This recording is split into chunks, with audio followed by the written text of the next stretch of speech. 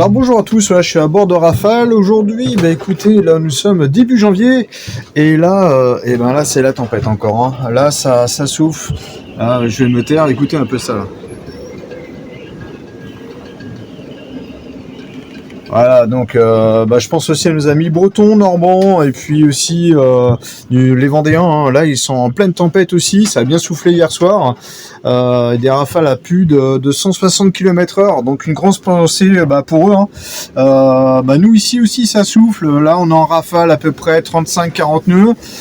Bon, c'est une vraie tramontane. Hein. Voilà, ça c'est vraiment notre vent dominant ici. Hein. Donc c'est du vent de nord-ouest. Hein.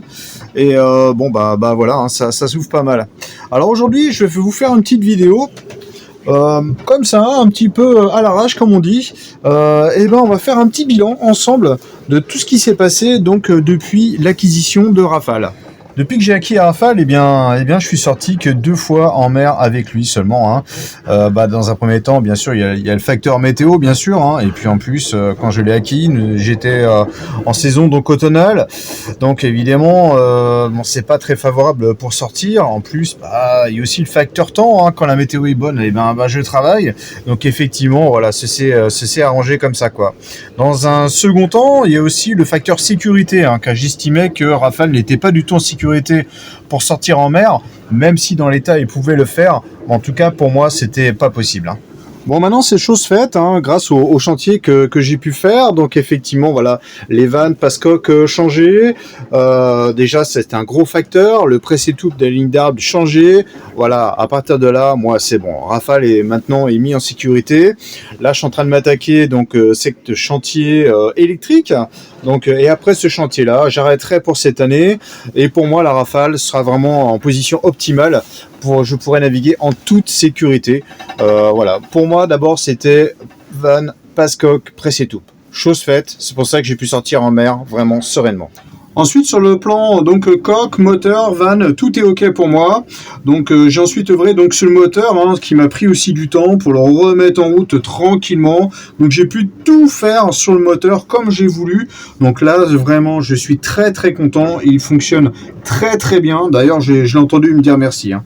Je suis presque content d'avoir acquis Rafale donc en période automnale, hein, car j'ai pu prendre mon temps pour le remettre en route. Bon, il y a quand même la frustration de ne pas pouvoir sortir en mer, donc comme je veux, c'est sûr. Mais bon, la patience est toujours récompensée. Alors, je vais vous dresser donc une liste de tout ce que j'ai pu faire donc sur Rafale depuis ces 3 mois.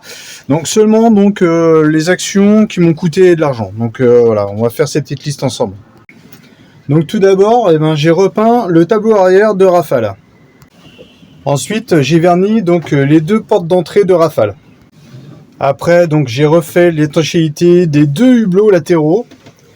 J'ai changé également donc 2 tuyaux de gaz qui étaient périmés depuis, on va dire presque un siècle. Ensuite, j'ai changé donc toutes les anodes lors des travaux donc sur Rafale.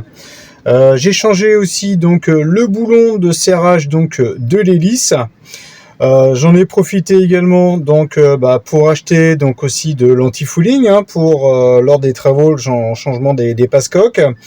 Et puis sur ce plan-là, c'est à peu près tout. Après, évidemment, j'ai changé ces superbes toilettes. Donc ensuite sur le moteur, il a fallu acheter donc de l'huile, du liquide de refroidissement.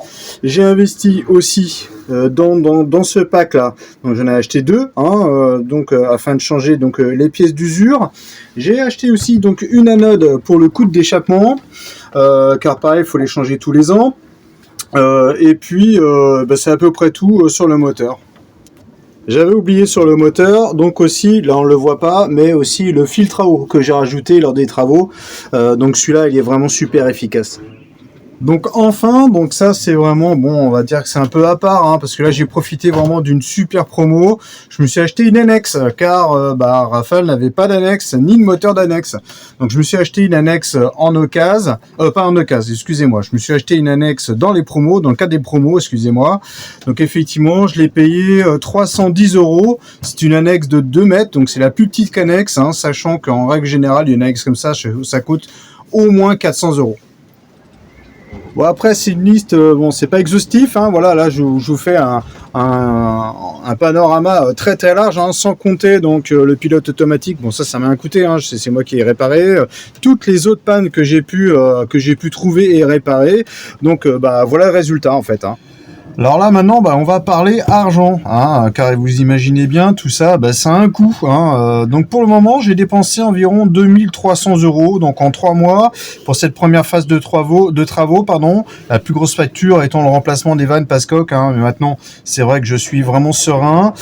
Je vais ajouter environ 400 € pour la remise aux normes de la partie puissance donc électrique, la partie donc accessoire, donc celle-ci, moi j'appelle ça accessoire avec le panneau, tout ça, etc. Je verrai ça l'année prochaine avec l'électronique.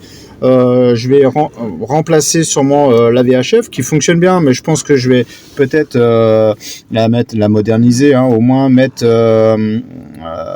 une nouvelle VHF avec un GPS intégré, ASN et puis un AIS quoi. Maintenant ils font des bons produits. J'attendrai les promos, j'en ai vu quelques-unes. Là, je vais peut-être remettre celle que j'avais mise déjà dans mon ancien bateau qui était très bien. Donc voilà, je vais voir ça. Mais après électricité dite puissance, hein, donc tout ce qui est recharge batterie, après moi j'arrête pour cette année. Hein. Alors, il est possible de penser que donc les travaux réalisés n'étaient pas indispensables. Donc, en effet, donc en l'état, on pouvait naviguer sans problème. Cependant, la sécurité passe avant tout. Hein. Je ne voyais pas sortir en mer, tout en sachant que je pouvais casser une vanne à tout moment, tout en sachant aussi que je pouvais avoir une fuite d'eau et une voie d'eau donc conséquente par rapport au presse-étoupe. Donc ça, c'était vraiment indispensable à faire en priorité. Donc je rappelle, hein, la sécurité avant tout. Hein, tant pis, ça coûte de l'argent. Oui, ça coûte de l'argent, c'est clair. Mais ça, c'est vraiment la sécurité. Hein. On peut pas naviguer comme ça avec un bateau et présentant des carences pareilles. Voilà, ça, faut vraiment prendre en compte ce facteur lors de l'achat de votre futur bateau. Hein. Alors en effet, donc l'achat d'un voilier et toute autre embarcation, hein, n'est pas anodin. Hein. Dans le cas d'un voilier, donc il ne suffit pas de hisser la renvole et partir sur l'horizon. Hein. Nos youtubeurs, hein, qu'on regarde tous, qu'on envie tous, hein, qui font un voyage autour du monde ou autre, nous le disent tous en fait. Hein. Voilà, avant de partir, il y a une grosse préparation, il y a aussi un gros budget. Hein, voilà, faut être honnête, hein, de préparation, car tout coûte cher sur un voilier. La moindre pièce, c'est tout de suite un billet de 50 ou un billet de 100 qui part, sans parler donc des pièces spécifiques, ni de l'électronique, ni des voiles, ni de l'accastillage. L'argent part très très vite. Donc avant d'acheter, prévoyez ce budget justement de remise en route de votre futur bateau.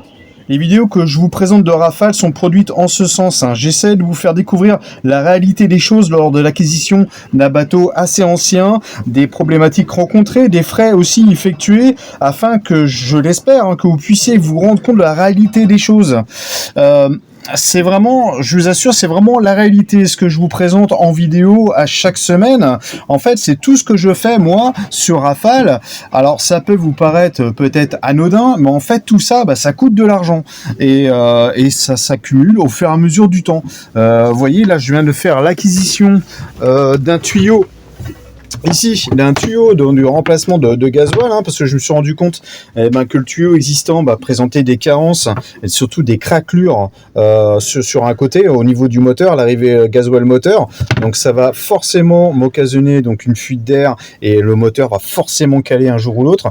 Donc par sécurité, je change de tuyau et ce tuyau-là, 50 €. Et ainsi de suite. Donc voilà, surtout prenez ça en compte. J'insiste.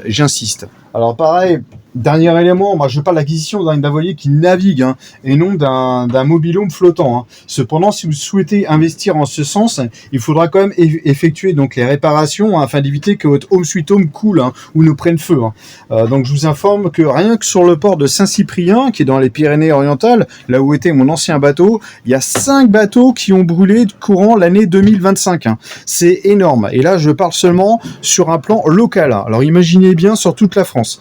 Donc, je vous répète, 5 bateaux, c'est énorme. Alors, petite astuce pour les personnes qui désirent investir dans un voilier en tant que résidence secondaire, donc c'est une bonne idée, voilà. Bon, il y en a de trop, moi je vous dis honnêtement, il y en a de trop, mais enfin bon, ça c'est votre souhait.